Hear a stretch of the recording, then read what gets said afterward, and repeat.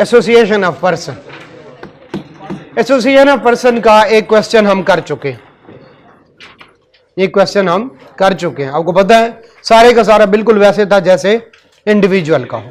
इसका मतलब है एक पार्ट तो इसका बिल्कुल ऐसे होगा जैसे इंडिविजुअल है। वैसे ही प्रॉफिट लेंगे, उसमें जो अगर गलत वाले खर्चे हैं ऐड कर देंगे, गलत वाली इनकम है लेस कर देंगे, सही वाले खर्चे लेस करेंगे और सही वाली इनकम ऐड करेंगे।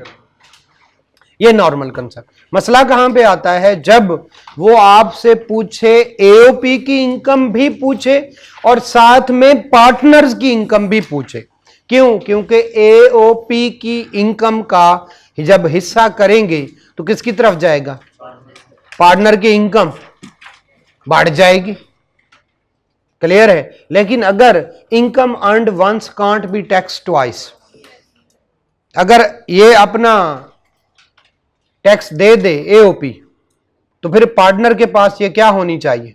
एग्जेम्प्ट होनी चाहिए। भाई एक दफा हमारी ही एओपी है 4 बंदों की, अब एक बंदे को ₹1,00,000 प्रॉफिट हुआ है, एक बंदे के पास कितने गए? 25,000, लेकिन एओपी ने उस लाख पे अपना टैक्स दे दिया है, तो पार्टनर को ये क्या होनी चाहिए? एग्जेम्प्ट होनी चाहिए। एग्जेम्प्ट है, सिर्फ और सिर्फ ऐड होती है फॉर द रेट पर्पस। आप कहेंगे ये क्या? उसकी बाकी इनकम 5 लाख थी, ₹1,00,000 ये 25,000 उसके लिए कितना होगा? ऐड होगा, टैक्स उसी पे निकालेंगे 5,25,000 पे, लेकिन बाद में वो वाला इंपैक्ट हम निकाल देंगे। ठीक है? वो होगा टैक्स 5,25,000 पे divided by 5,25,000 multiplied by 5 lakh, तो वो वाला इंपैक्ट निकल जाएगा। कैसे? दोबारा से, अगर तो एओपी का क्वेश्चन अलहदा पूछे, पार्टनर्स के बारे में ना पूछे, हम वो कर चुके हैं, वो बिल्कुल इनकम वाला होता है। कैसे? प्रॉफिट बिफोर टैक्स लिखें, उसके साथ गलत वाले खर्चे ऐड कर दें और गलत वाली इनकम लेस कर दें, सही वाले खर्चे लेस कर दें और सही वाली इनकम ऐड कर दें। ये हम करते हैं। क्लियर हुआ? ये करने के बाद जो प्रॉफिट आएगा उस पर टैक्स लगाएं, जो भी बनता है। कोई उसकी फाइनल इनकम है तो एक दफ़ा ऐड होगी, एक दफ़ा लेस होगी, नीचे उसका टैक्स क्या हो जाएगा? ऐड हो जाएगा, एंड सो ऑन। ये प्रॉब्लम कहां पे आता है? जब वो पूछे, कौन से वाले पूछे कि एओपी की इनकम कितनी है और साथ में पार्टनर की इनकम। अब पार्टनर्स की जो इनकम है वो बाकी इनकम भी होंगी, एओपी से हिस्सा भी नहीं आएगा? आएगा, आएगा। क्लियर है? तो वहां पे रोला पड़ता है। उसी चीज को हमने टारगेट करना है, उसी चीज को हमने सीखना है। इसका मतलब है फिर 3 तरह की इनकम टैक्स की कैलकुलेशन करनी पड़ेगी हम, अगर 2 पार्टनर है। नंबर 1 पार्टनरशिप को, इसका इतनी इनकम कितना, इसका टैक्स, उसके बाद ए पार्टनर की और उसके बाद बी पार्टनर की, वो CDEF तक हो सकती। अगर वो पार्टनर्स की साथ इनकम पूछ, अच्छा सिर्फ किसी एक पार्टनर की पूछ ले, फिर सिंपल क्वेश्चन, क्या उसमें फिर पार्टनरशिप नहीं है? किसी एक बंदे की पूछे तो वो क्लियर है। तो प्रॉब्लम कहां पे आता है? जहां पे वो एओपी की इनकम भी पूछता है और साथ कहता है पार्टनर की इनकम भी बताएं, तो वो एओपी की इनकम पार्टनर के हाथ में किस तरह से ट्रीट होगी, वो हमने क्या करना है? सीखना। क्लियर है? चलें, बाकी आपको पता है एओपी के रेट्स हमने पढ़े हुए हैं। टेबल 1 भाई लिखा हुआ है, चैप्टर 4 में जाएं, टेबल 1 में लिखा हुआ है कि ये इंडिविजुअल के रेट हैं और कौन से? एओपी के, वही रेट लगेंगे। ठीक है? अच्छा ये बताएं, प्रॉफिट एंड लॉस आपने नहीं पढ़ा हुआ? पढ़ा हुआ। इंडिविजुअल का भी वैसे होगा, प्रॉफिट बिफोर टैक्स, उसमें गलत वाले खर्चे ऐड करेंगे, गलत वाली इनकम लेस करेंगे, सही वाले खर्चे लेस करेंगे, सही वाली इनकम ऐड करेंगे। ये तो इधर भी वैसे ही होगा, सारा कुछ वैसे। प्रॉब्लम कहां पे? बार बार कह रहा हूं, जब वो दोनों का पूछ ले तो फिर क्या करेंगे? पहले प्रॉफिट एंड लॉस बनाएंगे, किसका? एओपी का, फिर उसमें से ये प्रॉफिट जाएगा किनको? पार्टनर्स को, और फिर पार्टनर्स में एक दफा ऐड होके बाद में उसमें इंपैक्ट निकालना है। क्यों? क्योंकि एओपी अलहदा से एनटीएन होता है उसका, और एओपी अलहदा से अपना क्या देती है? टैक्स देती है। अब जरा बताएं, पार्टनर्स को सैलरी दी, अलाउड नहीं है, तो एक दफा उसकी इनकम में ऐड करेंगे। लेकिन पार्टनर के पास तो सैलरी चली गई, तो जितना उसको प्रॉफिट मिलना था उसमें से कुछ हिस्सा पहले दे दिया हमने। दोबारा सोच, पार्टनर को सैलरी दी, पहले एओपी के हिसाब से सोचे, जानी चाहिए थी या नहीं? नहीं। पार्टनर को तो सिर्फ क्या मिलता है? प्रॉफिट। इसका मतलब ये सैलरी गलत है, खर्चा ऐड कर देंगे प्रॉफिट में। क्लियर हो गया? और उधर जाके पार्टनर के अकाउंट में कह देंगे भाईजान एक तो तुम्हें ये वाला प्रॉफिट आ गया।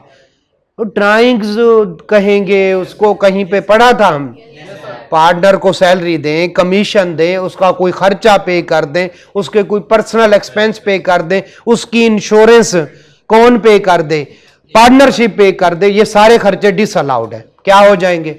Add back. और दूसरा, पार्टनर्स का अकाउंट अलग, जिसको कैपिटल अकाउंट कहते हैं, वो बना हुआ होगा, उसमें हम डालते जाएंगे भाईजान ये तुझे प्रॉफिट आ रहा है, क्योंकि वो लेके चला गया ना, तो हम कहेंगे जो बाद में तुझे प्रॉफिट मिलना है वो तो मिलना ही है, ये भी तेरा क्या है?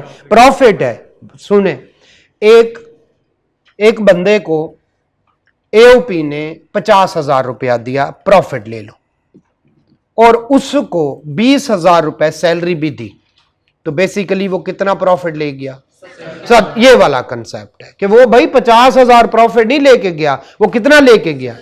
तो अगर किसी पार्टनर का प्रीमियम पे कर दिया एओपी ने, एक तो एओपी के लिए ये क्या है?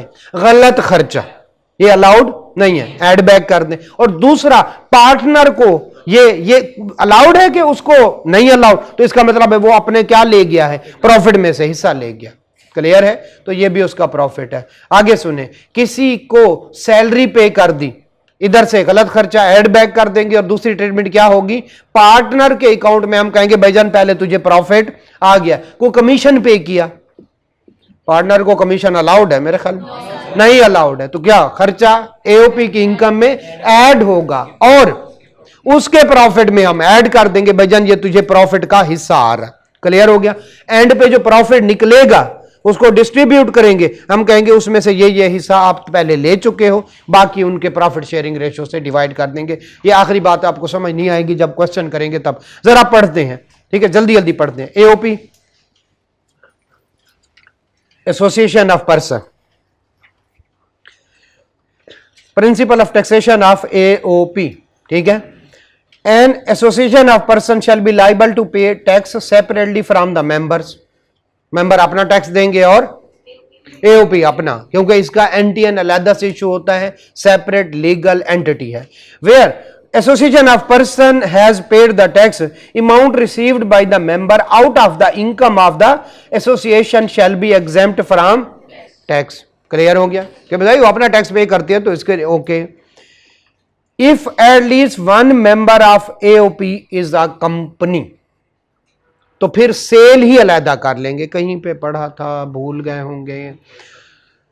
अगर एओपी की इनकम है 1,00,000 रुपया, सुनिए, अब इस तरह से उसमें से खर्चे लेस किए और इनकम बच गई उसकी कितनी? 20,000, और उसके 2 पार्टनर हैं, तो उनमें आपस में क्या हो जाएगा? 10,000 क्या हो जाएगा? डिवाइड। पार्टनर की बाकी जो इनकम होगी हम साथ में ये कहेंगे कि 10,000 रुपया तुम्हें, हाँ ठीक है, एग्जेम्प्ट है, लेकिन ये तुम्हारे पास आ गई है 10,000, ओके। लेकिन अगर किसी एओपी का, अब जरा गौर से सुनिएगा, एओपी की सेल्स हैं कितनी? 1,00,000, और इसका 50% एक कंपनी के पास है और 50% मिस्टर शाहिद के पास है। क्लियर हो गया? 50% किसके पास है? एक कंपनी के पास, और 50% मिस्टर शाहिद के पास है। या यूं कह दें, इसको भी थोड़ा सा और कॉम्प्लिकेटेड कर, एक मिस्टर शाहिद के पास है और एक मिस्टर जाहिद के पास है। ये 25% है और इसका भी 25% है, और इसका कितना है? 50%। जरा इसको देखिएगा, तो सेल में से ही 50% कंपनी की सेल में डाल दें, तो फिर ये सेल किसकी होगी? एओपी की कितनी होगी? इन बाकियों के लिए 50,000, ठीक है, और इस 1,00,000 का 50,000 सीधा सीधा किधर चला जाएगा? कंपनी। उसी हिसाब से एक्सपेंस भी किसको चले जाएंगे? कंपनी को। क्लियर हो गया जी? दोबारा सुनिए, 50-50, 50 तेरा 50 मेरा, 50-50 है, ठीक है। ओके चल, ठीक हो गया। लें जी 50-50 इन दरमियान सेटल है। अब जरा इस तरह से पढ़िएगा, अजीब सा कंसेप्ट है लेकिन होता रहे। इफ एड, क्या कंपनी की टैक्सेशन हमारे सिलेबस में है? हमारे सिलेबस में कंपनी की टैक्सेशन नहीं है, तो बस इतना सा कंसेप्ट लेके इसको बर्दाश्त करें। If at least one member of AOP is a company, the share of the company shall be excluded from the total income of AOP and company shall pay tax separately at the rate applicable। कौन से वाला? जो company पे होंगे, तो उसका cell, उसके expenses, हर चीज किसको हो जाएगी? अलहदा हो जाएगी। और बाकी जो प्रॉफिट होगा वो किसका बचेगा? एओपी का। एओपी उस पे टैक्स देगी। इसका मतलब है सेल भी अलहदा, एक्सपेंस भी अलग। अब बताएं एओपी की सेल कितनी होगी? 50,000, और एक्सपेंसेस अगर 80,000 थे, तो अब 50 कंपनी के और 50 किसके? बाकी कितना बचा? 50 में से 40 आ गया, तो 10 रुपए प्रॉफिट हुआ। 10 पे टैक्स देगी कौन? एओपी। और बाकी वो किधर चले जाएंगे? इनकम और एक्सपेंस किधर चले जाएंगे? कंपनी की बाकी इनकम के साथ ऐड होंगे और बाकी वो अपना उस हिसाब से टैक्स देगी। क्लियर हो गया? तो सेल और एक्सपेंसेस कंपनी अपना ले जाएगी, जो बाकी बच जाएंगे वो किसके समझे जाएंगे? एओपी की इनकम और उसके खर्चे। क्लियर हो गया? चलिए जरा, अजीब सा कंसेप्ट था। दोबारा, एओपी अपना टैक्स अलहदा से देगी, जो बच जाएगा पार्टनर को जाएगा, लेकिन वो क्या होगा? एग्जेम्प्ट। लेकिन कहानी इतनी सादा नहीं है, न्यूमेरिकल करेंगे तो पता चलेगा। जरा, if at least one member is company, तो अपनी वो इनकम और एक्सपेंसेस लेके अलहदा, बाकी जो बचेगा उस पे कौन पे करेगा? एओपी। और कंपनी अपनी बाकी इनकम के साथ ऐड करके उस पे टैक्स पे करेगी। ओके। चेंज इन कॉन्स्टिट्यूशन, ये क्या बला है? चैप्टर नंबर 11-12 पढ़ के बैठे हैं उसका जो है बिजनेस लॉ का, और फिर भी मेरी तरफ देख रहे हैं। Change in constitution of AOP, वो माइनर आता है, बड़ा रोला डालता है, 6 महीने, 18 साल, 18 से 21 साल, और पता नहीं क्या क्या, मैंने कभी नहीं पढ़ा। Where there is a change in constitution of AOP या joint venture, for example admission, retirement, change in the profit sharing ratio, इन सब की वजह से पता नहीं नया पार्टनर आया, पुराना को धोखा दे गया, पता नहीं कुछ होता है। अच्छा, the profit will be divided to the partner on time basis. पहले दोनों का 50-50% था, 7वें महीने से एक का 25% हो गया, एक का 75% हो गया, तो क्या होगा? 6 महीने में उनका प्रॉफिट क्या डिवाइड होगा? सेल डिवाइड होगी, अलहदा हो जाएगा, और उसके बाद वाली जो सेल है और एक्सपेंसेस हैं उन पे हिसाब अलहदा निकलेगा। वो फिर 25-25। कुछ बात समझ आई? टाइम बेसिस से क्या मुराद है? 6 महीने के अकाउंट्स अलहदा बनेंगे और बाकी 6 माह के अलहदा बनेंगे। शुरू में प्रॉफिट होगा 50-50, और अगले 6 महीने के लिए कितना प्रॉफिट होगा? 75 और 25%। 75 नहीं होता भाई। अच्छा। Responsibility of the filing of return, कौन बंदा रिटर्न फाइल करेगा? It is with the member on the date firm required to file return. 30 जून को जो मेंबर होंगे वही बंदे क्या फाइल करेंगे? रिटर्न फाइल करेंगे। क्लियर है? जस्ट ईयर एंड हुआ, अब रिटर्न फाइल करो। तो 30 जून और 1 जुलाई को जो मेंबर्स होंगे उनकी रिस्पॉन्सिबिलिटी है। Responsibility for depositing tax in case of, पता नहीं डिसॉल्व होती है या डिसकंटिन्यूएंस ऑफ बिजनेस, दोनों सूरतें होती हैं। पार्टनरशिप डिसॉल्व होकर दोबारा भी बन जाती है, और बाज दफा क्या करते हैं? बिजनेस को डिसकंटिन्यू भी कर लेते हैं। जरा देखते हैं। It can be recovered from any, पता नहीं जॉइंटली एंड सेवरली लाइबल, पता नहीं क्या concept, who was the member at the time of, ठीक है, उनकी हर एक की रिस्पॉन्सिब, पता नहीं जॉइंटली एंड, यही मतलब। ओके, लेकिन अगर एक बंदे से वसूल कर ले, it can also be recovered from, ठीक है, ये वो बंदा है जिसको पता नहीं वो ट्रांसफर हो रहे हैं। अच्छा, इन केस कौन से वाला? ये तो हमें वैसे भी पता है कि बंदा मरता है लेकिन मरता नहीं, भुट्टो बन जा।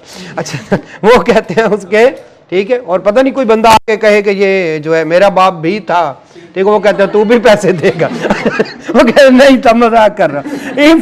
If AOP has any exempt income, ठीक है, any exempt income, the share received in capacity as a member out of the income of shall remain exempt. AOP की इनकम एग्जेम्प्ट तो फिर क्या होगी, आगे पार्टनर को भी जाएगा, वो भी क्या होगा, एग्जेम्प्ट होगा। ओके, जरा आगे। एन इंडिविजुअल, अच्छा ये थोड़ा सा टेक्निक है, इसको हम न्यूमेरिकल में इस्तेमाल करने की कोशिश करें। An individual as a member of association, पिछला क्या है जरा उसकी हेडिंग पढ़ें, principle of taxation of association of person. AOP का क्या करना है हमें पता है, जिस तरह इंडिविजुअल को का साथ करना है उसी तरह से एओपी। बस एक थोड़ा सा प्रॉब्लम है, कंपनी अगर मेंबर है एओपी की तो फिर सेल और एक्सपेंसेस क्या कर दे, आधे आधे कर दे, क्योंकि कंपनी अपना टैक्स खुद पे करे। क्लियर हो गया? अदरवाइज एओपी अपना टैक्स खुद पे करती है, मेंबर का उसके साथ कोई लेना देना नहीं है। अब उस मेंबर का हाल जानते हैं जो कि एओपी का क्या है, एओपी का मेंबर है। उस मेंबर के साथ क्या होना है जरा आज, उसकी कोई और इनकम भी हो सकती है, हो सकती है, उसकी कहीं पे सैलरी भी हो सकती है, जी हो सकती है। जरा देखिएगा, an individual as a member of, if for a tax year, एक एक वर्ड पे गौर करना है, एन इंडिविजुअल हैज टैक्स। अच्छा हम ऊपर पढ़ चुके हैं कि जिस बंदे की सिर्फ एओपी से इनकम है वो एग्जेम्प्ट है। पहली लाइन, दूसरी लाइन, शैल बी एग्जेम्प्ट। तो अगर कोई बंदा सिर्फ, बैठ जाए बेटा जल्दी रिकॉर्डिंग, अगर कोई बंदा सिर्फ एओपी का मेंबर है और सिर्फ उसी पे है तो एओपी अपना टैक्स देगी और उसके हाथ में जो भी हिस्सा आएगा वो एग्जेम्प्ट है। ये अब दूसरी सूरत, अब जरा गौर कीजिएगा, if in a tax year an individual has taxable income and derive share of profit from AOP, कोई और इनकम भी है, कौन से वाली, taxable income, capital gain, income from salary, income from property. Clear है? एओपी से भी शेयर ले रहा है और क्या ले रहा है, कहीं और टैक्सेबल इनकम है। तो टैक्सेबल इनकम आपको पता है, मेरे ख्याल में इसमें वो भी आएगी शायद एफटीआर वाली इनकम, या वो उसको साइड पे कर लेंगे, नॉर्मल वाली, अभी नॉर्मल एनटीआर वाली इनकम जहन में रखें। Okay, and derive share of profit from AOP, the amount of tax, अगर सिर्फ एओपी से शेयर आ रहा है वो एग्जेम्प्ट है, अगर एओपी से शेयर आ रहा है तो एग्जेम्प्ट है। एओपी से शेयर आ रहा है कोई और भी टैक्सेबल इनकम है, उस सूरत में ये क्या कह रहा है जरा देखिएगा। तो फिर amount of tax on taxable income of individual shall be computed as follow, A multiplied by B, A divided by B multiplied by C. जरा देखिएगा, हम इधर छोटी सी एक एग्जांपल करते हैं, एक बंदा, कंसेप्ट समझे, सिर्फ एओपी का मेंबर है, जो भी शेयर आएगा एग्जेम्प्ट। एओपी का मेंबर है, शेयर भी आ रहा है प्रॉफिट का और कोई और टैक्सेबल इनकम भी ऐसे उसकी है, इनकम फ्रॉम प्रॉपर्टी, एनटीआर है, इनकम फ्रॉम प्रॉपर्टी से वो है 10 लाख, कितनी, 10 लाख। क्लियर है? अब उसको शेयर आया किससे, शेयर फ्रॉम एओपी, ठीक है, और वो समझ लें 5 लाख है, कितना बेटा, 5 लाख। वैसे तो ये एग्जेम्प्ट होता अगर ये मनहूस ना होता, ठीक है, ये अब रोला पड़ा है। तो अब उसकी टोटल इनकम 15 लाख, कितना, 15 लाख। 15 लाख पे टैक्स निकाले, tax tax tax tax tax liability, जल्दी से,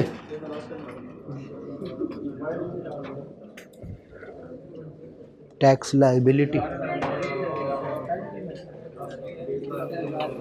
जल्दी करें जल्दी करें।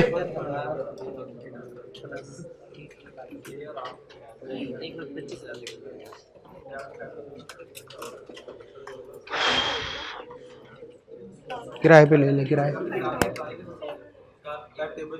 हाँ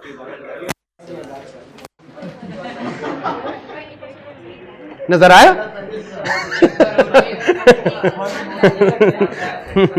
वो यहाँ अच्छा नहीं था, मैं इशारा किया।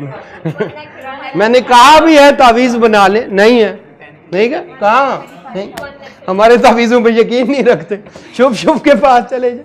ठीक है चले, कितना 1,35,000 इस पे टैक्स बना। क्या ये ठीक है? नहीं। क्यों? एग्जैम्प्ट इनकम को हमने शामिल कर लिया, तो अब जाहिर है वो परेशान होगा कि भाई इस पे तो ऑलरेडी कौन टैक्स दे चुका है?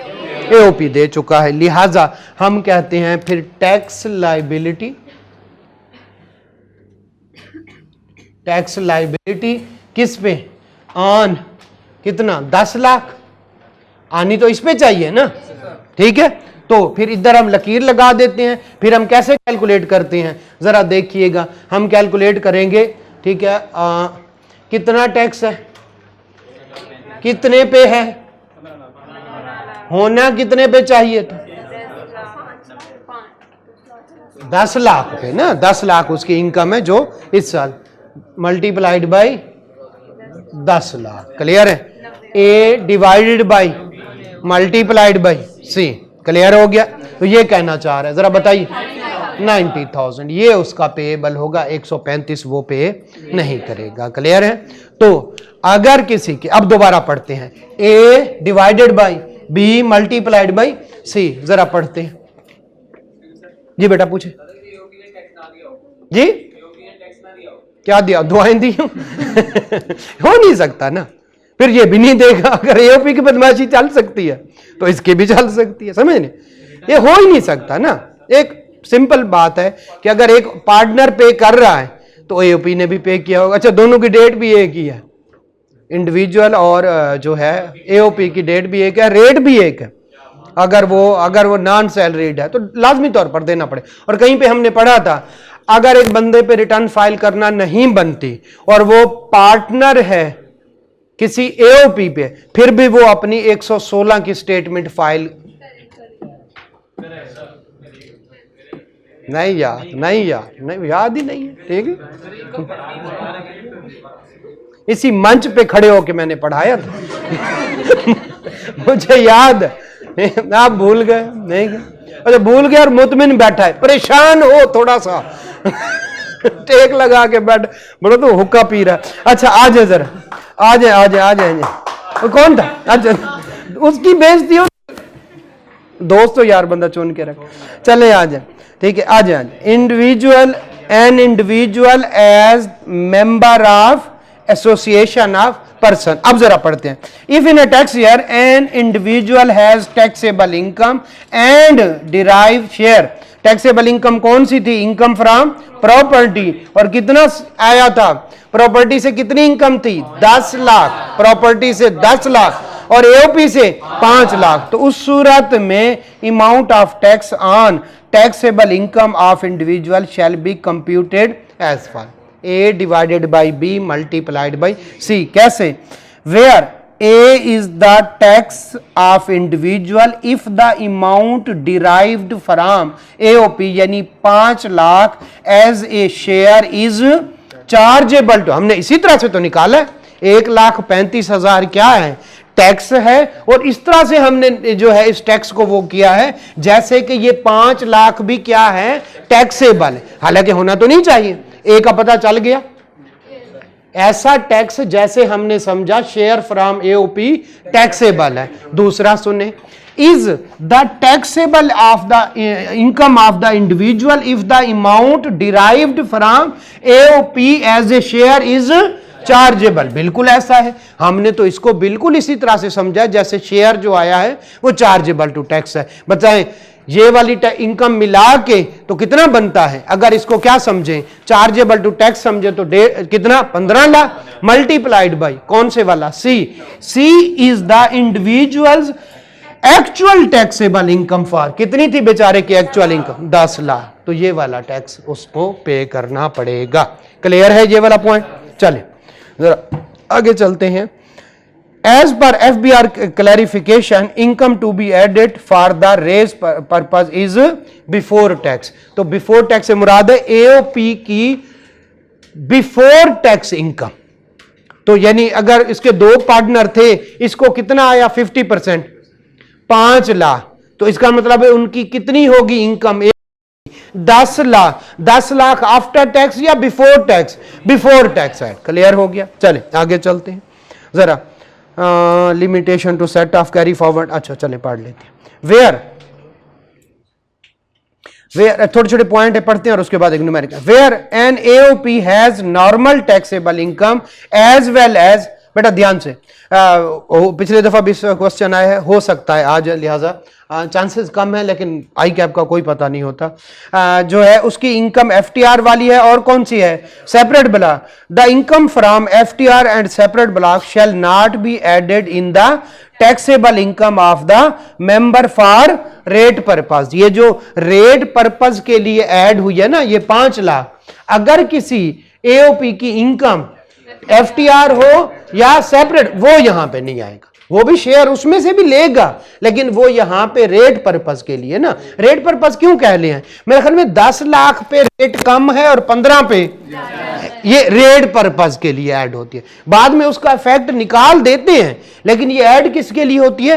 Rate purpose. तो रेट पर्पस के लिए जो शेयर आएगा वो एओपी की नॉर्मल इनकम होगी, एफटीआर और सेपरेट ब्लॉक वाली इनकम नहीं आनी। क्लियर हो गया? चल आगे चलते हैं जरा। Limitation example FTR income, AOP कौन से वाली? एओपी की डिविडेंड इनकम, ठीक है, okay. Limitation of set off and carry forward. इन नीचे वाले दोनों पैराग्राफ पढ़ने से पहले एक चीज नोट कर लें कि नंबर 1, जो एओपी का लॉस है वो सिर्फ एओपी की अगेंस्ट इनकम के अगेंस्ट सेट ऑफ होगा। एओपी को लॉस हो सकता है, हाँ, वो कौन सा चांस से आई है? एओपी जो है उसको हो सकता है लॉस। क्या मेंबर को भी हो सकता है लॉस? हाँ, हो सकता है। जैसे इनकम फ्रॉम प्रॉपर्टी है, कोई और बिजनेस कर रहा हो, कोई और इनकम हो, तो उसको भी लॉस हो सकता है। एओपी का लॉस मेंबर्स नहीं ले सकते।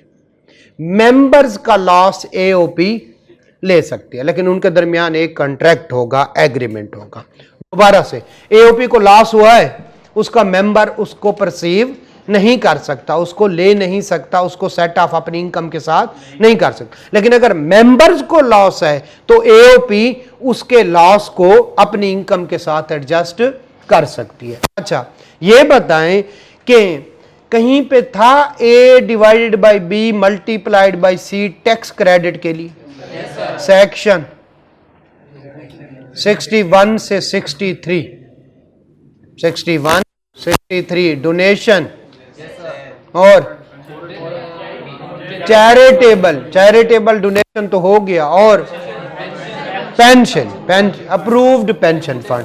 उस सूरत में बताएं जो ए डिवाइडेड बाई बी होगा, ठीक है, ए डिवाइडेड बाई बी होगा, तो ये बी जो है ये 15 लाख होगा या 10 लाख? उसमें भी था टैक्स डिवाइडेड बाई, था ना? तो अब बताएं 90 डिवाइडेड बाई 10 लाख होना चाहिए या 1,35,000 डिवाइडेड बाई, यही कहां यही बनता है ना? 90 डिवाइडेड बाई 10 लाख यानी शेयर निकाल के, या फिर 1,35,000 डिवाइडेड बाई 15 लाख, कौन सा होना चाहिए और कौन सा है? आगे पढ़ते हैं, जरा आते हैं, चले आज, ठीक है, जरा पढ़ते हैं। अब ये दो बातें, एओपी का शेयर मेंबर, एओपी का लॉस का शेयर मेंबर नहीं ले सकता, ठीक है।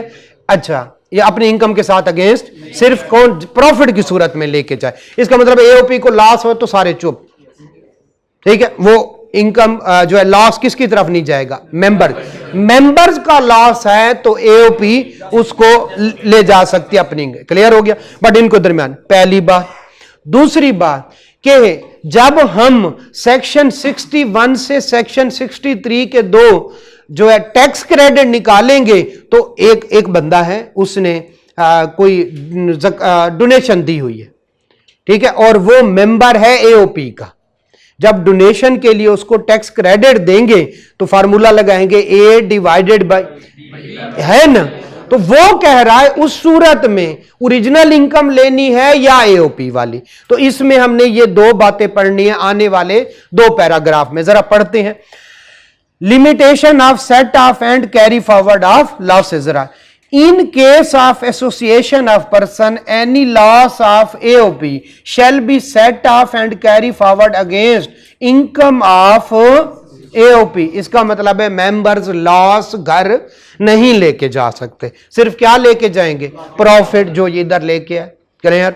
आगे, a member of AOP can not set off और carry forward loss of AOP against his income. यह तो पक्का पता चल गया। चले आगे चलते हैं।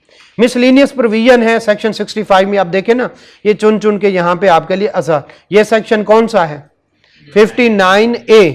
ऊपर से ये सेक्शन कौन सा है 92, और फिर ये कौन से वाला है। ये सारे सेक्शन को चुन चुन के इकट्ठा कर लिया जाता है आपके लिए। हमारे वक्त में जब पढ़ते थे सेक्शन 1 से स्टार्ट करते थे और बस सेक्शन वाइज पढ़ी जा रहे हैं, और हम भी पढ़ी जा रहे हैं। सर क्या समझ आ रही है? जी जी सर, जी सर समझ आ रही। अच्छा अच्छा ठीक है। तो ये देखे ना, मिलते हैं ना आपस में सेक्शन, तो उन सेक्शन को इकट्ठा कर दिया है, जिंदगी आसान होगी आपकी। आई कैप की जब से बुक आई है, ठीक है। खैर, miscellaneous provision regarding the tax credit and member of AOP where the person entitled to tax credit is a member of AOP. एक तरफ डोनेशन भी पे कर दी है और दूसरी तरफ क्या है, वो एओपी का मेंबर भी है। जरा आइएगा, following shall apply. Component A वहां पे था ए, और component B divided by B. Component A क्या होता था, tax divided by taxable income. ठीक है, चले। Formula in section 61 is the tax of individual if exempt amount were chargeable. इसका मतलब बताएं, 1,35,000। शाबाश, ठीक है। And formula in section 61 to 63 shall be the taxable income of individual for the year if the exempt amount was, बताएं, divided by 15 lakh. बस ये कहना क्लियर है। तो इसका मतलब है अगर कोई बंदा डोनेशन दे या अप्रूव पेंशन फंड में कंट्रीब्यूट करे, उसको क्या मिलेगा, टैक्स क्रेडिट। लेकिन अगर वो क्या हुआ, मेंबर हुआ एओपी का, तो फिर 10 जो है 90 लाख डिवाइडेड बाय 10 लाख नहीं होगा, बल्कि 1,35,000 डिवाइडेड बाय 15 लाख। क्लियर है। चले बस आखिरी बात पढ़ते हैं और उसके बाद थोड़ा न्यूमेरिकल करते हैं। Where the person is a member of AOP any excess tax credit for the year may be claimed by AOP। कोई भी उसको टैक्स क्रेडिट से अमाउंट ऊपर चली गई है तो वो क्या कर सकता है। अच्छा, फॉर अवेलिंग दिस बेनिफिट, उसको कोई टैक्स क्रेडिट से ऊपर चली गई, ठीक है, और इसके स्लैश करके लिख ले उसको कोई लॉस है, ठीक है, स्लैश करके लिख दे उसको कोई लॉस है, और उसका टैक्स क्रेडिट एक्स्ट्रा होने का क्या मतलब है, उसकी इनकम कम है और टैक्स क्रेडिट भी हमने पढ़ा था ना, कैरी फॉरवर्ड हो सकता है ना कैरिड, कहीं पे पढ़ा था, कोई पढ़ा था। उसकी वजह से टैक्स क्रेडिट की वजह से टैक्स क्रेडिट बढ़ जाए और टैक्स पेएबल कम हो, कहीं पे था, तो कैरी फॉरवर्ड नहीं होगा या होगा, दोबारा जाके देखिए। खैर नहीं कैरी फॉरवर्ड वो तो लॉस होता है ना, जो कुछ होते हैं और कुछ नहीं होते। मैं टैक्स क्रेडिट की बात कर, ओके चले, वो नहीं होता। तो इस सूरत में वो किधर सरेंडर कर देगा अपना वो लॉस या टैक्स क्रेडिट, किधर सरेंडर कर देगा, एओपी को। अगर टैक्स कम है, टैक्स क्रेडिट ज्यादा निकल आया, ठीक है, तो ऊपर वाला यूजुअली क्या हो जाता है, ज़ाय हो जाता है। इस सूरत में वो किसको सरेंडर कर देगा, एओपी को। चले जरा देखते हैं फर्दर पढ़। For availing this benefit member and association of person should agree in writing and agreement must be furnished with association of persons return of income. तो जब रिटर्न ऑफ इनकम फाइल करोगे AOP की, उसके साथ account attach करते हैं पता नहीं, और जो है 116 की स्टेटमेंट वो तो इंडिविजुअल की होती है, अकाउंट्स अटैच करते हैं, साथ में ये भी आपने अटैच कर देना। कौन से वाला? वो agreement. Tax credit allowed from section 61 to 63 shall not be refunded carry forward to a subsequent year और कैरिड बैक टू द पिछले साल। तो फिर एक तरीका रह जाता है मेंबर के पास, एक्स्ट्रा टैक्स क्रेडिट किसको सरेंडर कर दे? एओपी। बट एओपी का कोई क्रेडिट या एओपी का कोई भी लॉस मेंबर लेके नहीं जा सकता। तो फिर क्या लेके आएगा? प्रॉफिट। एओपी का इन एओपी का जितना भी प्रॉफिट है वो किधर चला जाएगा? ओके, चले आगे चलते हैं। Change in constitution of AOP, पता नहीं क्या लिखा हुआ है, पढ़ा हुआ है कहीं पे? ये दरमियान वाले 2-3 हैं कुछ लफ्ज, ये छोड़ दें, अभी पैराग्राफ कुछ छोड़ दें। आप आए दरमियान में इसके, ठीक है? वो क्यों है? वो थोड़ा इररेलेवेंट है। मेरा है टारगेट एक न्यूमेरिकल हम जरूर कर लें, ठीक है? ले जी, change in constitution of AOP. चले, वेयर अ चेंज अकर कहां पे? In the constitution of a firm. For example कौन से वाला? एडमिशन और retirement. Okay, during the tax year the firm's income is apportion between the partner on time basis. ये शायद पहले भी कहीं पे पढ़ चुके हैं। हाँ, चलें। The responsibility of filing of return, ये भी हम पढ़ चुके हैं, is with the person who are partner of the firm on the date it is required to file its tax return. तो जो उस दिन पार्टनर होगा उसे कहेंगे भी रिटर्न फाइल करे। अगर वो कहे कि जनाब मैं तो अभी अभी पार्टनर बनाऊं, उसे कहेंगे भाईजान तुमने चार्ज लिया है पार्टनर होने का, तो पहले तुझे नहीं पता था कि इतनी लाइबिलिटी, इतना टैक्स बनता है। देखें जो है, जब भी कोई एसएचओ नए इलाके में जाता है तो सारे जितने भी मुकदमात होते हैं वो उसके हवाले कर दिए जाते। आप एक एओपी में पार्टनर बनने लगे हैं, आप उसके प्रॉफिट, उसके लॉस, उसकी टैक्स लाइबिलिटी, उसकी जॉइंटली एंड सेवरली लाइबल आप हैं, ये सारी चीजें आप क्या कर रहे हैं? कबूल कर रहे हैं, तभी आप क्या बन रहे हैं? पार्टनर। हाँ, अगर उसके शेयर से ज्यादा उससे क्या कर लिया? वसूल कर लिया, या उसने लीगल फी पे कर दी है, तो वो बाकी पार्टनर से क्लेम कर सकता है। यही तो जॉइंटली और सेवर, ठीक है? तो ये वो नहीं कह सकता कि भाईजान मैं तो अभी अभी आया हूं। उनसे पूछो ना जिन्होंने पूरा साल जो है वो यहाँ पे पार्टनर रहे हैं, वो कहेंगे नहीं भाईजान आप पार्टनर हैं at the time of filing of return, तो रिटर्न फाइल करें, मुझे नहीं पता, टैक्स दे, ठीक है?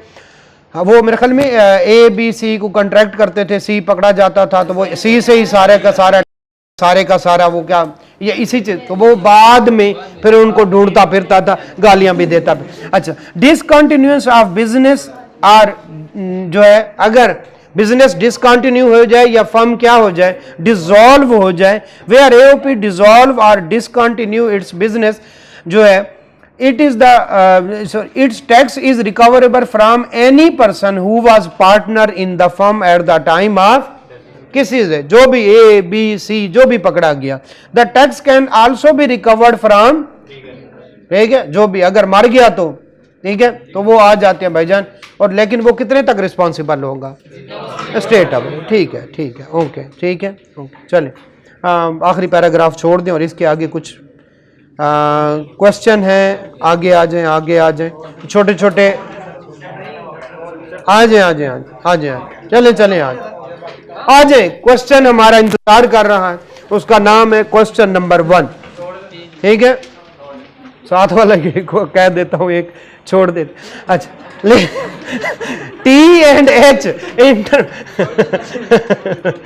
T&H एंटरप्राइजेस, ठीक है? रिक्वायरमेंट तो पढ़ी नहीं, लेट हो गया, मैंने पहले कह दिया। अच्छा अच्छा, लें जी, कंप्यूट क्या करें? The taxable income of the firm and, यहां तक तो सब आसान था, उसका क्या करें? उसका प्रॉफिट बिफोर टैक्स निकालें, उसमें गलत वाले खर्चे ऐड कर दें, गलत वाली इनकम लेस कर, सही वाली इनकम ऐड कर दें, गलत वाले खर्चे लेस। यहाँ तक तो सब सही था।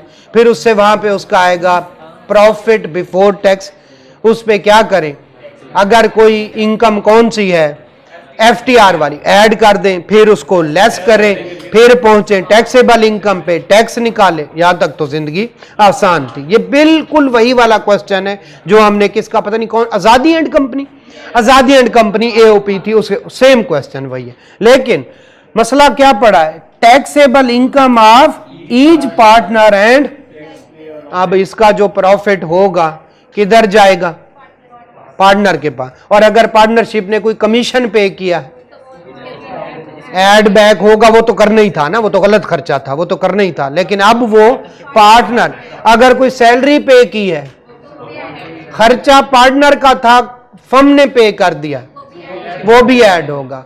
इसी तरह से चले जरा अब पढ़ते हैं, आइएगा, और आपने इन सारी गलतियों को निशानदही करनी है। T&H enterprise is a registered firm, comprise करती है 2 इक्वल पार्टनर, एक का 50-50, ठीक है, ओके। नेम क्या है उनका, तारिक एंड हामिद, ठीक है। During the year the partner जो है उनके अपने share in the firm enjoyed income and sustain losses from the sources given below, और भी उनकी इनकम है, A डिवाइडेड बाई B है ना, खुद कह रहे हैं हमारी और इनकम भी है, तो हम क्या कह सकते हैं, तारिक और हामिद, तारिक की है इनकम जो है बाहर अक्रू हुई लेकिन पाकिस्तान में नहीं आई, आए या ना आए, टैक्सेबल इनकम है, क्योंकि ये क्या है, हम एज्यूम कर रहे हैं रेजिडेंट है, तो ये 5 लाख रुपया हम कहेंगे भाई तुम्हारी क्या है, टैक्सेबल इनकम। जी पूछे जी, अगर उसने टैक्स पे किया है, फॉरेन टैक्स पे किया है तो टैक्स क्रेडिट मिलेगा, और अगर नहीं पे किया फर्दर इंफॉर्मेशन से हमें पता चलेगा, खुद से अज्यूम नहीं करना, क्लियर है। तो 5 लाख रुपए भाई इनकम हो गई, अगर ये सैलरी इनकम होती और इस पे टैक्स पे किया होता एग्जेम्प्ट हो जाती। अगर ये कोई और इनकम हो और इस पे टैक्स पे किया हो फॉरेन में, तो फॉरेन टैक्स क्रेडिट लें जी। The share on a loss from share of a loss from AOP, क्या लॉस घर लेके जा सकते, ये तो हमने बिल्कुल इग्नोर कर देना। ये कोई और AOP में उसने पैसे दिए हुए थे, लगाए हुए थे, उधर से क्या हुआ, कहा भी था इस वाली AOP में लगाओ, नहीं माना, लॉस हो गया। चलें आ जाए, ज़कात पेड, जो भी उसकी इनकम बनेगी नॉर्मल इनकम से हम क्या करेंगे, तो इसका मतलब है 5 लाख में से ये 26,500 लेस होगा, ज़कात पे की है ना, ज़कात डिडक्टिबल अलाउंस। जी बेटा पूछे जी, जब साइलेंट हो ज़कात एंड उशर ऑर्डिनेंस, अगर कह दे कि मामे चाचे को दी है, कजन को दी है, दोस्त को दी है, ठीक है सही कह रहे, दोस्त को दी है, तो सब केसेस में पता, जब चुप हो तो ज़कात एंड उशर ऑर्डिनेंस। तो ये 5 लाख, इस 5 लाख ये 26,500 लेस हो जाएगा। ये तारिक की इनकम जब कैलकुलेट कर, एक और इनकम भी आएगी क्योंकि उसका शेयर है AOP में, अगर वहां से प्रॉफिट हुआ तो फिर वो भी ऐड होगा, फिर उस पे टैक्स निकालेंगे, फिर A divided by B multiplied. चले बस ठीक, ओके। हामिद जी जनाब, स्पेकुलेशन लॉस आया है, ये तो होता ही कंजूस, ठीक है, ये किसी के साथ इसका, तो ये कैरी फॉरवर्ड होगा, ये कैरी फॉरवर्ड होगा पता नहीं 6 साल तक, कितने साल तक, 6 साल तक, और आगे भी किसी स्पेकुलेशन इनकम के साथ ऐड हो, लिहाजा हमें इससे कोई खतरा नहीं, इसने किसी और के साथ सलाम करना ही नहीं। लें जी, the profit on the sale of personal car, personal asset, capital gain नहीं है, कोई इनकम नहीं, सेल ऑन, भाई उसने मूवेबल पर्सनल एसेट को क्या किया था, एक्सक्लूड कर दिया था। लिहाजा अगर आप फर्नीचर बेचें, आप कार बेचें, उसकी इनकम पे टैक्स नहीं है, कोई कैपिटल गेन नहीं। चलें, इससे भी जान छूट गई। ठीक है, हामिद अभी तक खाली हाथ। Income tax refund of the previous year होगा तो कोई टैक्स बनेगा, अदरवाइज ये भी क्या चला जाएगा आगे की तरफ। ज़कात पेड, लेके बैठा रहे ज़कात को, तेरी इनकम ही कोई नहीं है। तो अब बताएं उसकी टैक्सेबल इनकम कोई नहीं है, तो जो शेयर ऑफ एओपी आएगा वो किसके साथ नहीं, ऐड ही नहीं करेंगे, क्योंकि उसकी टैक्सेबल इनकम नहीं है। इसकी टैक्सेबल इनकम है किसकी, तारिक की। तो इसमें A divided by B multiplied by C वाला फार्मूला लगेगा, इसमें नहीं लगेगा, कोई टैक्सेबल इनकम ही नहीं। जो दोनों कंसेप्ट उसने क्या कर दिए आपके टेस्ट का लिए। चलें, अब हमारा शुरू होता है profit and loss account of कौन से वाली, रजिस्टर्ड फर्म यानी एओपी। ठीक है, क्या शो कर रही है, following. Number 1 gross profit brought down. ये क्या है, ट्रेडिंग अकाउंट जब बनाते हैं तो सेल्स होती हैं, फिर एक साइड पे परचेजेस वगैरह और दूसरी साइड पे कॉस्ट, उधर से निकलता है ग्रॉस प्रॉफिट। तो इससे ऊपर वाला काम सारा हो चुका है, उसने डायरेक्टली ग्रॉस प्रॉफिट दे दिया। अब इसमें अदर इनकम और एडमिन और सेलिंग एक्सपेंस कोई पढ़ा है, टी अकाउंट से पढ़ा है, टी अकाउंट से प्रॉफिट एंड लॉस बनाए। चले ठीक है, तो ये हमारा प्रॉफिट है सेल और कॉस्ट ऑफ सेल निकाल के। इसका मतलब है अब कौन से होंगे, अदर इनकम और, चले जरा देखते हैं एओपी की डिविडेंड फ्रॉम पब्लिक कंपनी। बताएं, इसको साइड पे रख लेंगे, ये उसकी क्या है, एफटीआर इनकम है, डिविडेंड है, ये इनकम होगी। क्या इसका शेयर रेट पर्पस के लिए जाएगा, नहीं जाएगा, लिखा हुआ था। ठीक है, तो लिहाजा ये एक दफा एओपी की इनकम में ऐड होगी, एक दफा लेस, बाद में इस पे टैक्स भी निकालेंगे, टैक्स पेएबल भी होगा, और डिविडेंड पे चौंके फाइनल स्टेज पे कट जाता है, फिर वो वाला टैक्स भी लेस होगा, लेकिन ये वाला शेयर किधर नहीं जाएगा। ठीक है, मेंबर्स के पास नहीं जाएगा। क्लियर हो गया, मेंबरान के पास नहीं जाएगा। चले, सैलरी जब तक कुछ ना कहे हमारे लिहाज से ओके है। चले, ऑफिस मेंटेनेंस जब तक कुछ ना कहे हमने कुछ नहीं करना, ओके। अभी तक सिर्फ और सिर्फ इसके साथ मैं एक रेड सी लाइन लगा देता हूं कि ये हमें बाद में जरूरत पड़ेगा एंड पे। और रेड लाइन का क्या मतलब है, जब बाकी सारी इनकम मेरे कंसेप्ट खराब। अच्छा, रेड वाली लाइन का मतलब ये है कि जब सारी इनकम हो जाएंगी तो ये बाद में जरूरत पड़ेगा। चले, ले जी, रिपेयर्स अगर तो कोई बात ना करे तो हमारी तरफ से ओके है। प्रोविजन फॉर, ना भाई ना, ऐड करें, गलत, प्रोविजन का तो तस्वर ही कोई नहीं। ठीक है, ले जी, टैक्स पेड, ना भाई, tax paid, tax as income tax, tax paid for last year, हम यही समझ रहे हैं, फिर कौन से वाला है, इनकम टैक्स है, income tax as an expense allowed नहीं है। तो हम उसका जो भी प्रॉफिट होगा एंड पे वो लिख के उसमें क्या कर देंगे, ऐड कर देंगे, ये वाला ओके। लीगल एक्सपेंसेस, ठीक है, जब तक कुछ कहता नहीं हम उसको क्या कर देते, अलाउ कर देते। कमीशन टू तारिक, एक बात, दूसरी तारिक के प्रॉफिट में इसको जाके ऐड कर दे। भाईजान तुझे प्रॉफिट जो मिलना था उसके साथ इसको भी ऐड कर, ये क्योंकि अलाउड ही नहीं है, लिहाजा हम समझेंगे वो ड्राइंग कर रहा है, वो पैसे निकाल के लेके जा रहा है, अपने प्रॉफिट का हिस्सा क्या करके लेके जा रहा है। तो कमीशन पे डबल इंपैक्ट पड़ेगा। कैसे है जरा कर लेते हैं, कोई premium of life policies of partner 5,000 है, 2,500 सबका है, कोई प्रॉब्लम, लिखा हुआ है equal amount for each partner. Total खर्चा कितना है, 5,000, हर एक का कितना प्रीमियम था, किसने पे किया, एओपी ने। क्या एओपी का खर्चा है, खर्चा डिसअलाउ हो जाएगा। दूसरा, उनके कैपिटल अकाउंट में एज एन इनकम जाके ऐड। डेप्रिसिएशन, मेरे ख्याल अकाउंटिंग डेप्रिसिएशन है, जब तक कुछ ना कहे तब तक हमारे लिए ये कौन सी है, अकाउंटिंग। नीचे टैक्स डेप्रिसिएशन दे दे तो इसको हम क्या कर देंगे, ऐड कर देंगे, और वो टैक्स डेप्रिसिएशन ले माइनस कर। नेट प्रॉफिट तारिक को कितना किया है, इसका मतलब है टोटल प्रॉफिट कितना है, ये है प्रॉफिट बिफोर टैक्स, जिसमें कुछ गलत खर्चे ऐड लेस होने हैं। क्लियर है? चलें, ये वाली इनकम भी उसने ऐड की हुई है, वैसे करनी चाहिए थी, क्या करेंगे? लेस कर देंगे। शाबाश। जरा आए, तारिक अहमद आर पेड कितना? 45,000 और 55,000। किस बात के? सैलरी। तो बाकी सारी सैलरी ठीक है, सिर्फ ये वाली 2 सैलरी क्या हो जाएंगी? Disallowed, add back. दूसरा इंपैक्ट, दोनों के कैपिटल अकाउंट में एज ए प्रॉफिट ये ऐड हो जाए। शाबाश।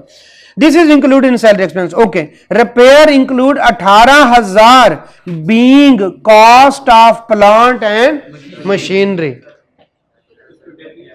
तो एक तो रिपेयर एक्सपेंस गलत है, ऐड बैक हो जाए, पहली बात। दूसरा, डेप्रीसिएशन 15% के हिसाब से निकाल, डेप्रिसिएशन एक्सपेंस लेस करेंगे। बिल्कुल ठीक। और किसी ने नहीं कहा सर जी मशीनरी है तो इनिशियल अलाउंस भी करें, किसने कहा है पुरानी है? नहीं, बात करें ना, कम से कम इतना तो कह दी सर जी पुरानी मशीनरी है, हाथ ना लगाना, जंग आलूद है। जी बेटा, क्या पुरानी मशीनरी? अच्छा, नजर आ रहा है, ठीक है भाई। Being cost of plant and machinery, भाई या तो उसको बताएं पुरानी मशीनरी में एज्यूम कर रहा हूं, उससे भी आसान है, इनिशियल अलाउंस लें और डेप्रिसिएशन लें। समझ गए? तो भाई अभी आप पक्के नहीं हैं, मजीद प्रैक्टिस करें क्वेश्चन की, ठीक है? जैसे ही सामने है आप तो चीते की तरह उसको पढ़ें। आप जेबरे की तरह, दूसरा नहीं कहता, लेकिन जी तो जेबरे की तरह आप बड़े मासूम से बन के बैठे, ठीक है? धारियां उतार लीजिएगा।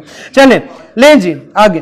टैक्स डेप्रिसिएशन एक्सक्लूडिंग, नहीं कौन से, लीगल एक्सपेंस में शामिल है 6,000 which are not tax deduct. उसमें मुझे पता कोई नहीं, पता नहीं उस पर टैक्स नहीं पे किया, जो भी है कोई लॉ की वायलेशन किया, लिहाजा ये अलाउड नहीं है। तो 6,000 को हम क्या कर दें? ऐड कर दें। Okay. Tax depreciation excluding plant and machinery कितनी? 15। तो प्लांट एंड मशीनरी की डेप्रिसिएशन अलहदा से, और ये बाकी जो डेप्रिसिएशन कितनी है? 15-12। तो आसान क्वेश्चन है, अगर हम सिर्फ और सिर्फ क्या कह देता, कितना, ये वाला हिस्सा कह देता, ठीक है? लेकिन बाकी जो हमने वो सीखना है वो भी आसान है, कोई इतनी बड़ी बला नहीं है, बस 2-3 टेक्निक्स हैं, हम उनको करने की कोशिश करते हैं। चलें, सबसे पहले हम एओपी की प्रॉफिट एंड लॉस निकालेंगे। एओपी का क्या करेंगे? प्रॉफिट एंड लॉस निकालेंगे, ठीक है? इसको थोड़ा ऊपर कर लेंगे तो हमें थोड़ी सी जगह और मिल जाएगी। जरा देखिएगा, नजर आता है?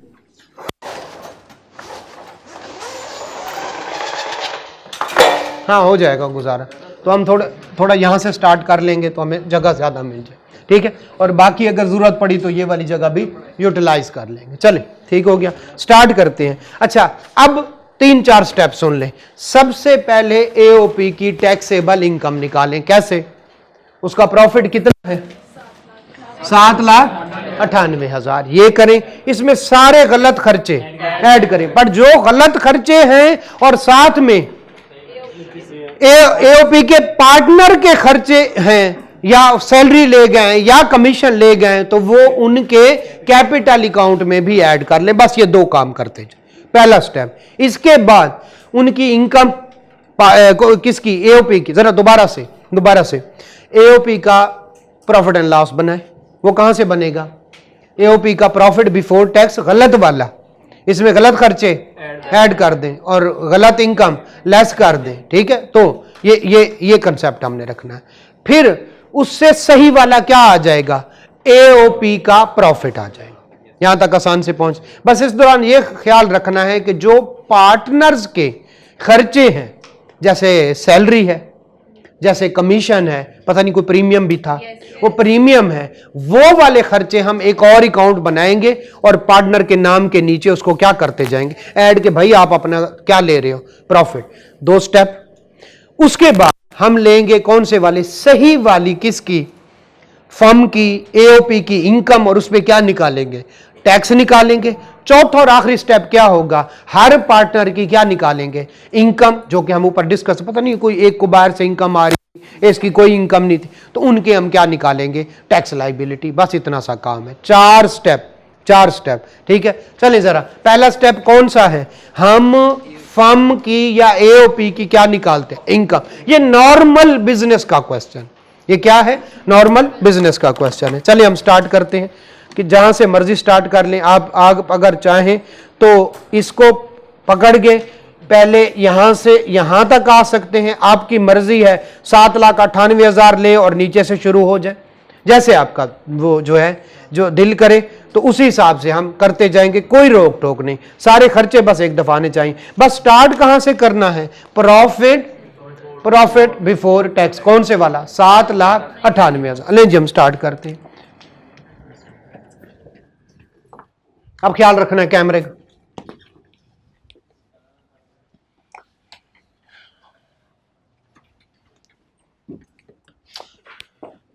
दोबारा से स्टेप सुन ले, एओपी की इनकम निकालनी है। एओपी की इनकम जब आ जाएगी, ख्याल क्या रखना है, दरमियान में सारे गलत खर्चे ऐड कर दे, गलत इनकम, लेकिन जो खर्चे किधर गए हैं, पार्टनर की तरफ, उनके कैपिटल अकाउंट, 2 हो गए। तीसरा, जब हमारे पास सही प्रॉफिट आ जाएगा किसका, एओपी का, तो हम उसकी टैक्स लायबिलिटी निकाल लेंगे जो भी बनती हो। फिर किसकी, तारिक की टैक्स लायबिलिटी, उसकी इनकम वगैरह ऐड करके, उसके बाद किसकी, हामिद की टैक्स, ये नॉर्मल बन जाएगा। चलें जरा स्टार्ट करते हैं। 3,98,000, मैं तो यहां पे लिख 7 लाख, सॉरी, मैं तो यहां से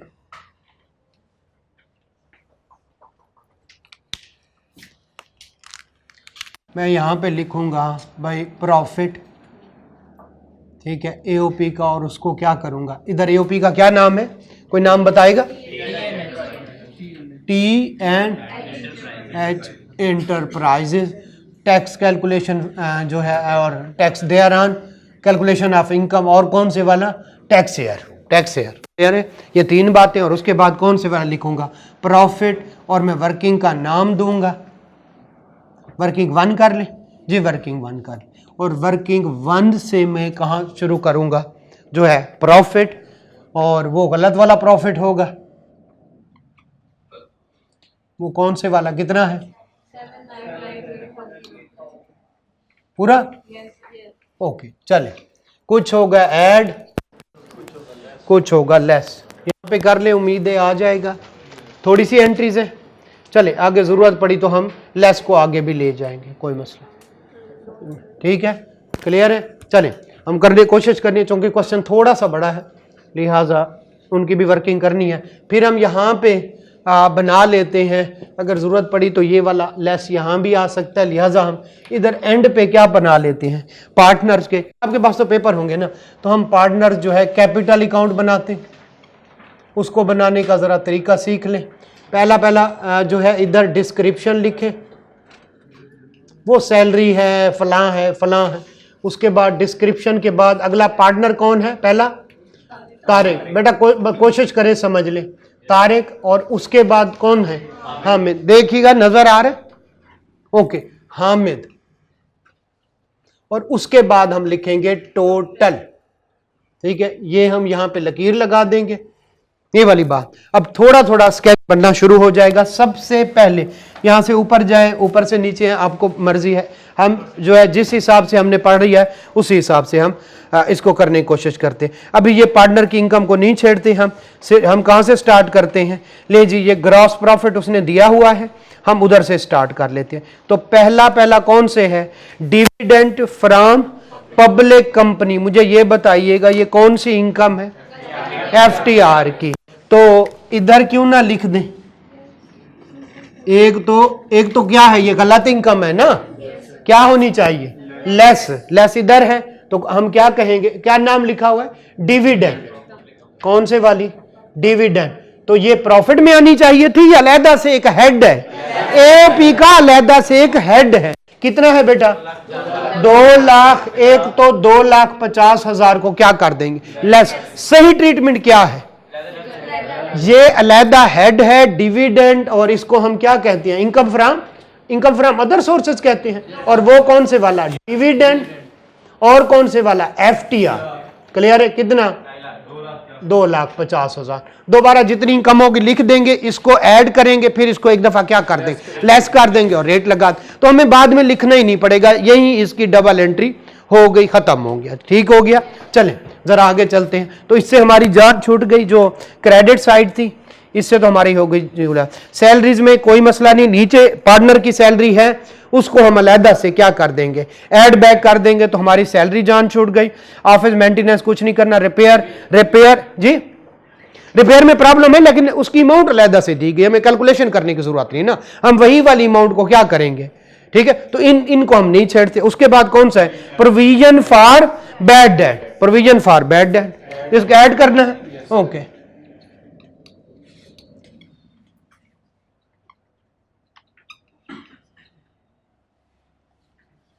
कितनी है बेटा, कितना, 14,000। इसका कोई और इम्पैक्ट है जी, कोई और इम्पैक्ट नहीं, पार्टनर की तरफ तो नहीं जा रही, नहीं कहीं और तो इसको ऐड कैलकुलेशन नहीं करनी, नहीं, बस सिंपल गलत खर्चा था जी। बेटा पूछे जी, जी हामिद क्या हम वही वाली ऐड कर देंगे, नहीं इसमें से लेस हो तो इम्पैक्ट वही है, हम इसमें से लेस करके जो बाकी है, ठीक है, वो तो उसको लिखें या सिर्फ और सिर्फ जो गलत है उसको ऐड कर दें, तो अल्टीमेटली लेस कितनी हुई है, जरा देखें किधर है सैलरीज, कितनी, 3 लाख, इसमें से गलत कितनी है, 1,45,000 और 50,000, तो 1 लाख को ऐड बैक कर दें, तो इसको छेड़ने की जरूरत है नहीं, तो इस वजह से मैं इसको टिक कर रहा हूं, ठीक है जी, जी जी, जी अलहदा होगी, इधर से गलत खर्चा है और लेकिन लाख रुपया लेके चले तो गए हैं, हम कहेंगे भाईजान आप क्या ले गए हो, फिर आप प्रॉफिट ले गए, बस इतनी सी बात है, ठीक है। हाँ, इसको ये होती एसेट की बात, तो हम इसको क्या करते, अलहदा से वर्किंग करते, एक तो इसको पूरे को पूरे क्या कर देते, ऐड कर देते, और दूसरा इस पर क्या करते, डेप्रिसिएशन नीचे जैसे है, तो इसलिए हमें इसको छेड़ने की जरूरत, हम ये नहीं कह सैलरी ठीक है लेकिन हमें अमाउंट जो दे दी है तो हम उन्हीं को लेस कर देंगे, क्लियर है। चले आगे चले, प्रोविजन फॉर बैड डेट्स, ये ओके है, ठीक है, मैं इसको टिक कर देता हूं कि ये जनाब ओके हो गया। उसके बाद कौन से वाला, tax paid for the last year, गलत है ये खर्चा, क्या है, टैक्स पेड, और हम क्या कह रहे हैं, ये कौन से वाला टैक्स है, इनकम टैक्स, कितना बेटा, 5,000, इसको क्या कर दें, ऐड बैक, सो फार सो गुड।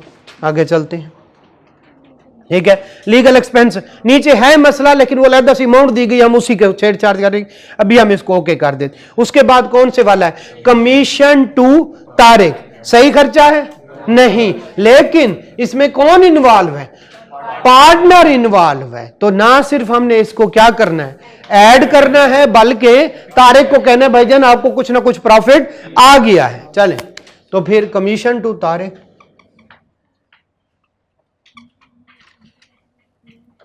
कितना है बेटा, 16,000, एक एंट्री हो गई।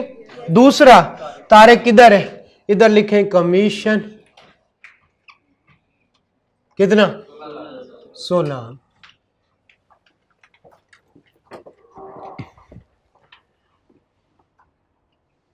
जी जी कमीशन भी हो गया। उसके बाद कौन से हैं, प्रीमियम ऑफ लाइफ पॉलिसीज, कौन से वाली, पार्टनर की 5,000 की, तो एक तो गलत खर्चा है, कौन से वाला, पॉलिसीज इंश्योरेंस या लाइफ, ठीक है, कितना, 5,000 बैक हो जाएगा। दूसरा ये क्या है, पॉलिसीज, ठीक है, 2,500 इसका, 2,500 इसका, ये ऊपर वाला टोटल कितना था, 16,000, ये कितना, 5,000, क्लियर है।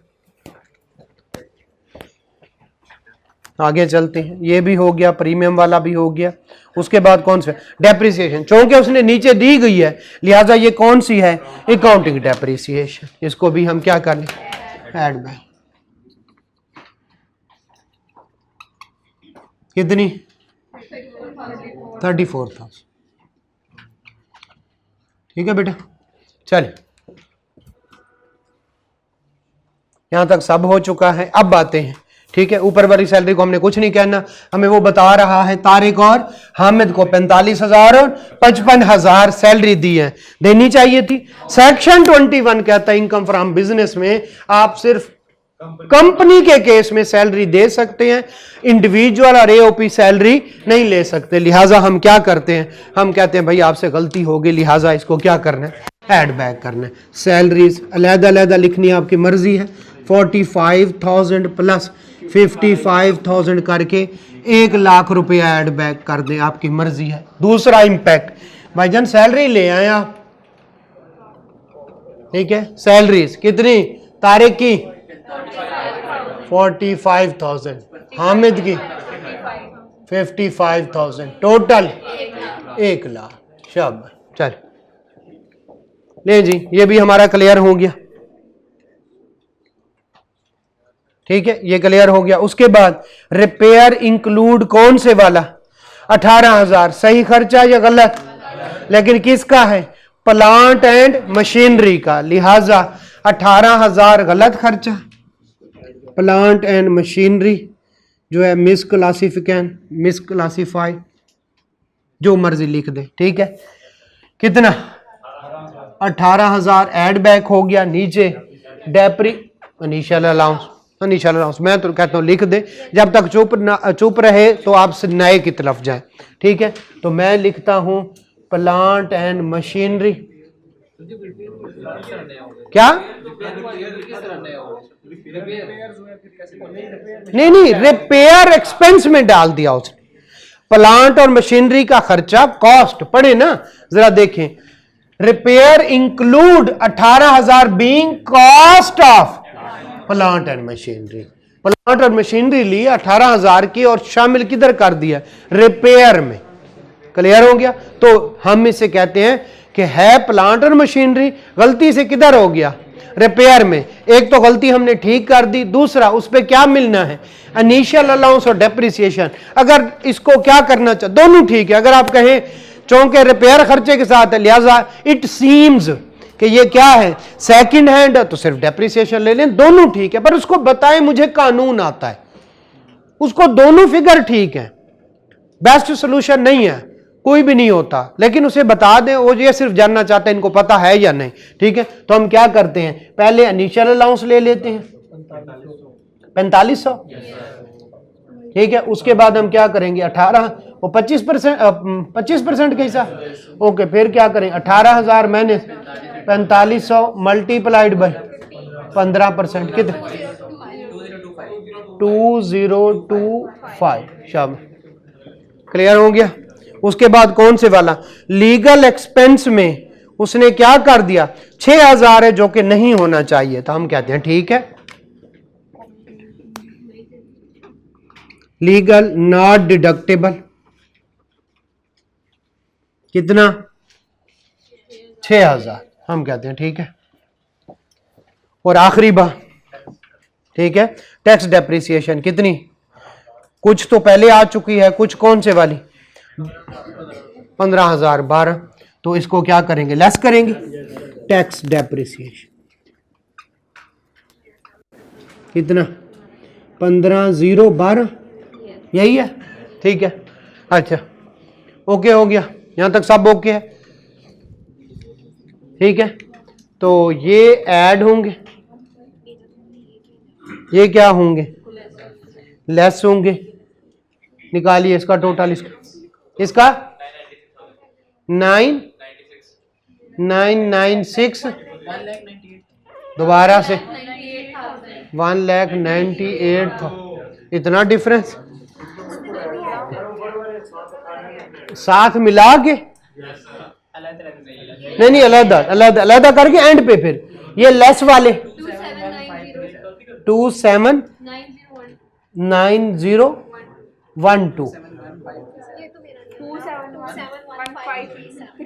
ये वाला, अच्छा कोई मसला, चलो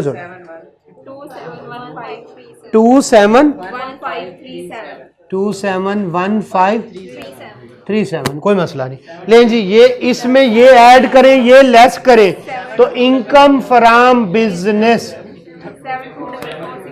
7263, क्लियर है।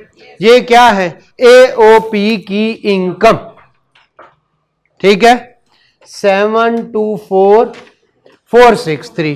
7,24,463। ये है प्रॉफिट बिफोर टैक्स। क्लियर है? इसको अब ख्याल रखिएगा, क्योंकि पार्टनर को जो जाना है, पहला पन्ना पढ़ें, पार्टनर को जाना है, उस पे क्या लिखा हुआ है? प्रॉफिट बिफोर टैक्स इनकम जानी है। कहीं पे लिखा हुआ था, दूसरे पेज पे या पहले पेज पे? पहले पेज के एज पर clarification of income to be added for the rate purpose is before tax. तो ये वाली इनकम होगी जो किधर जाएगी? कैपिटल अकाउंट में, जो उनके दरमियान क्या होनी है? डिवाइड होनी है। क्लियर हो गया? ये क्लियर हो गया? जरा देखते हैं, ये वाली इनकम है जो उनके दरमियान क्या होनी है? डिवाइड होनी है। जरा आइएगा, इसको यहां तक रोकें कि ये वाली जानी है, पहले इसकी क्या कर ले? Taxable profit. उनका पहले कैपिटल अकाउंट पूरा करना है, वो कर लेते हैं। अगर कैपिटल अकाउंट पूरा नहीं करना तो इसकी पहले क्या कर लेते हैं? इनकम वगैरह की कैलकुलेशन कर लेते हैं। दोनों कैपिटल अकाउंट पूरा करें। इनको कितने पैसे जाने हैं? 7,24,463। क्लियर है? कहां से आना है? क्लियर हो गया? कितने जा चुके हैं?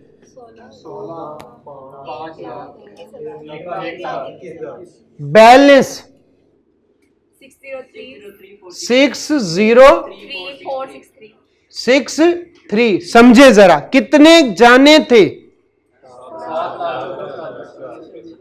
क्लियर हो गया? कितने टोटल 7,24,463 जाने थे, उनमें से कितने जा चुके हैं? 1 लाख। लाइट जला दे। कितने जाने थे?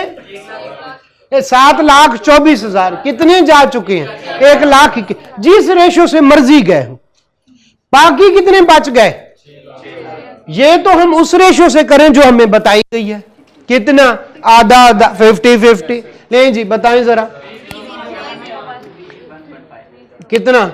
3031.5। इसको 2 दे दें, बेचारे को छोटे थोड़े गए हुए हैं पैसे। अच्छा, 301,302 सॉरी 732। क्लियर हो गया? समझे दोबारा, कितना जाना था profit before tax for rate purpose? Clear है? लेकिन उनसे पहले जो वो हिस्से लेते रहे हैं वो क्या कर दें? लेस कर दें। बाकी कितना बच गया? 6,03,463। उनको 50-50 डिवाइड कर लें। अगर इसका 25%, इसका 75 होता, उसी हिसाब से डिवाइड कर लें। क्लियर हो गया? अब बताएं टोटल कितना कितना ले गए? तारिक ने कितने लिए?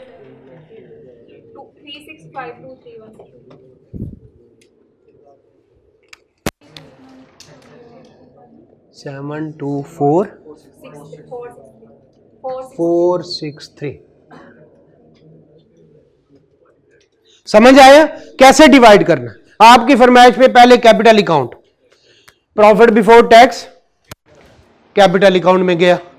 अगर इन्होंने कभी कुछ ना लिया होता तो 50% इसका और 50% इसका, लेकिन वो दरमियान में डंडी मारते रहे, कभी कमीशन के नाम पे, कभी सैलरी के नाम पे। तो हम कहते हैं भाईजान वो वाले पैसे निकाल के जो बाकी बचा वो 50-50 कर लेते हैं। वो 50-50 कर दिया। अब बताएं ये टोटल कितने ले गया तारिक? 36,231 और ये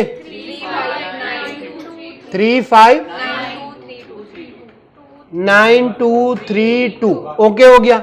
ले जी, ये वो शेयर है जो तारिक ले गया और ये वो शेयर है जो साल के दौरान कौन ले गया? हम। जब उनकी रिटर्न फाइल करेंगे 5 लाख की जगह ये लिख देंगे। जब हामिद की रिटर्न फाइल करेंगे तो 5 लाख की जगह ये लिख देंगे। ये कैसे लिखना है किसी को समझ? भाई यही टेक्निक थी। ये वाले भाई 1 2 3 4 5वीं लाइन वाले पहले भाई, ये कैसे लिखना है? ठीक है, हाँ आपकी बात कर, कैसे लिखना है तवज्जो दे, जो है कैसे लिखना है जो है। तो ये इस तरह से प्रॉफिट उठाएं, यहां पे जितना पहले ले गए वो लेस करके बाकी, और उसको जो प्रॉफिट शेयरिंग रेशियो डिसाइडेड है उसके मुताबिक उनमें क्या करें? बांट दे। क्लियर हो गया? चले जरा आइएगा, ये यहां तक ओके है। अब बताएं, इन सब की इनकम पे टैक्स निकाल लेते हैं जो नॉर्मल हमारा तरीका है। अब कुछ नहीं बचा, यही टेक्निकल पॉइंट था और कुछ भी नहीं। एक टेक्निकल पॉइंट है A divided by B multiplied by C वाला, वो सबको समझ आ जाना चाहिए। एक टेक्निकल पॉइंट है ये वाला, ये बंदा यहां पे आता तो बंदे को समझ नहीं आती कि ये वाली फिगर कहां से आई है। बस इतना, ये दो टेक्निकल पॉइंट है, बाकी एओपी बिल्कुल वही है। अरे जरा आप खुद बताएंगे, बताएं कितनी इनकम है? 7,24,463 टोटल इनकम। टोटल इनकम कितनी? 9744,644,63। क्लियर हो गया? अब खुद बताएं, क्या इसी पे रेट लगा दें? किस पे? एफटीआर जो चौके 15% पहले डिडक्ट हो चुका होता, लिहाजा उसको क्या करें? मैं कहता हूं एफटीआर वाली इनकम लेस करूं, कितना? 2,50,000 लेस कर दिया, बाकी क्या बचा? 7 लाख, वही वाली, ठीक है। 7 लाख मिलके पढ़ो है, 7,04,63। बताएं इस पे टैक्स, टैक्स इस पे टैक्स, इधर चुप है हम। ओके 9 इधर डबल 9 लगा देना, ठीक है। 9,335 भाई इतना, ओके 9,335। ये हमारा क्या निकला? टैक्स। बाकी भी देख ले कि जो है नियम के ठीक, ओके ठीक है, कि उसी तरह से है जो हमें असूल बताए गए हैं, ठीक है। अब एक तो ये वाला टैक्स है, दूसरा कौन सा है? Tax on dividend. वो कितना? एफटीआर वाला 250 मल्टीप्लाइड बाई 15%, कितना? ये इस पे मुझे शक है, कोई मेरा शक दूर कर सकता है जरा? ये वाली अमाउंट सही है? 7,24,463 यही है। चले फिर इसको नोट कर ले, इसका मतलब है दो बुक में ये गलत है, पुरानी रेट के मुताबिक है। चले तो आपको नोट्स भेजूं और उसका सोल्यूशन भेजूं, गलत हो तो फिर मुझे बता देना। ले जी, पता नहीं लास्ट टाइम भी अच्छा चले, खैर जरा बताइए इस पे कितना बनता है? 3,500। टोटल टैक्स 46,835 इतना बनता है। सारे का सारा पे कर दे? नहीं भाई, इस पे तो टैक्स पहले ही कट जाता है, तो हम क्या करेंगे? एफटीआर वाली इनकम पे टैक्स पहले कट गया, डिविडेंड पे टैक्स पहले कट गया, कितना? 37500। बाकी क्या बचा? एओपी से कहेंगे 9335 वाला टैक्स पे कर दो, टैक्स लायबिलिटी खत्म हो गया। अब जरा तारिक के साथ दो हाथ कर लेते हैं, कोई मसले? तारिक के साथ, हाँ भाई कितने आदमी, कितने पैसे लेके गए? जरा पूछ लेते, कितने पैसे लेके गए? वो तो एग्जाम्प्ट होता है, हम कहते हैं सिर्फ रेट पर्पज के लिए ऐड करेंगे, परेशान नहीं होना तुम। तारिक कितनी इनकम उसकी, जरा देखते हैं, जिसको हमने पहले भी पढ़ा था।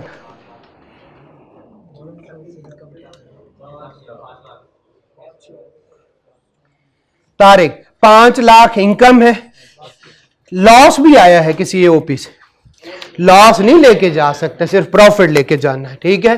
तो इनकम कितनी? कौन सी वाली? Foreign source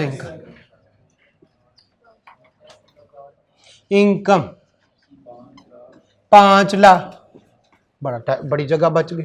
foreign source income कितनी? चले जाना 5 लाख, कितनी?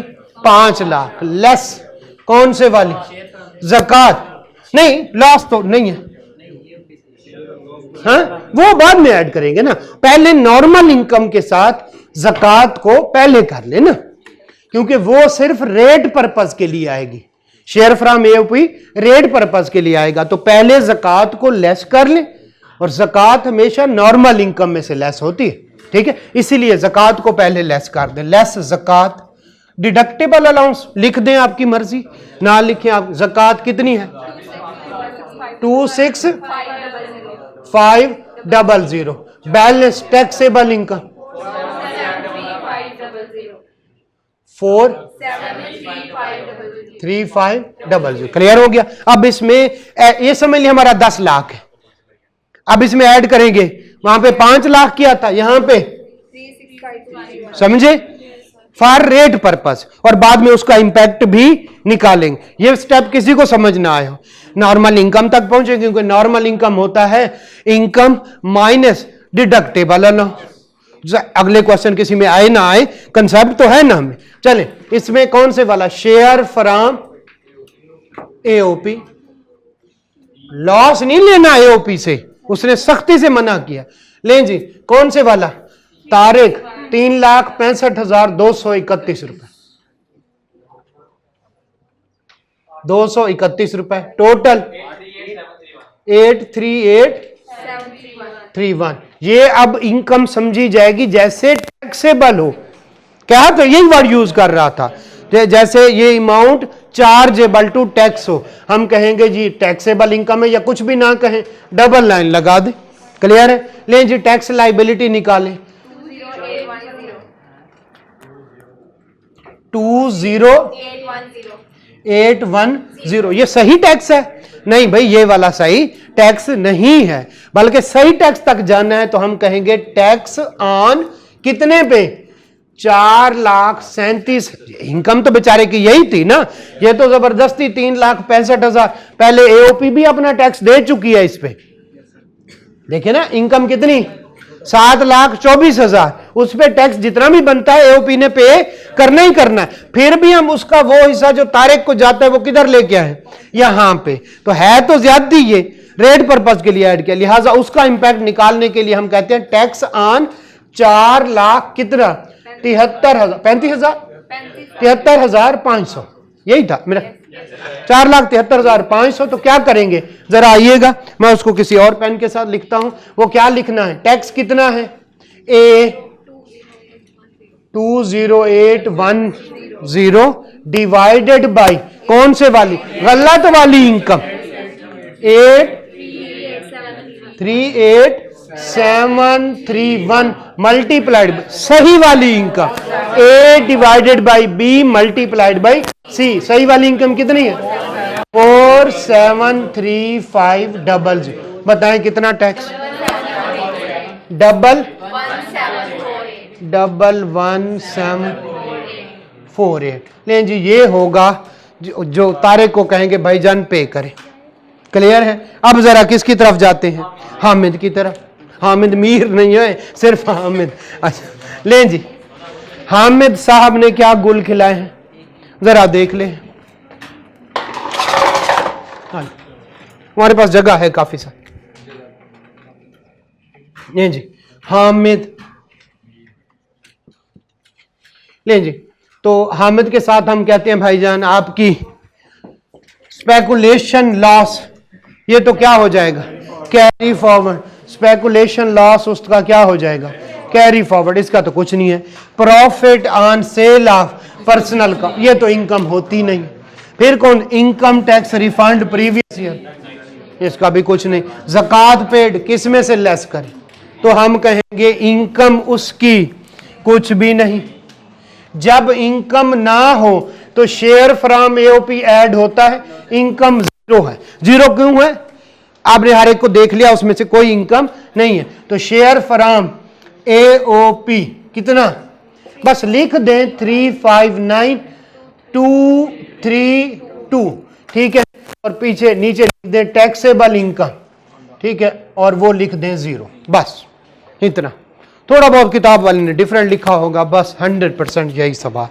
दोबारा से एओपी, एओपी दोबारा से सिंपल। अगर तो वो कह दे, अगर तो वो कह दे कि एओपी की इनकम करें, हमने कर लिया है क्वेश्चन, कुछ भी नहीं है।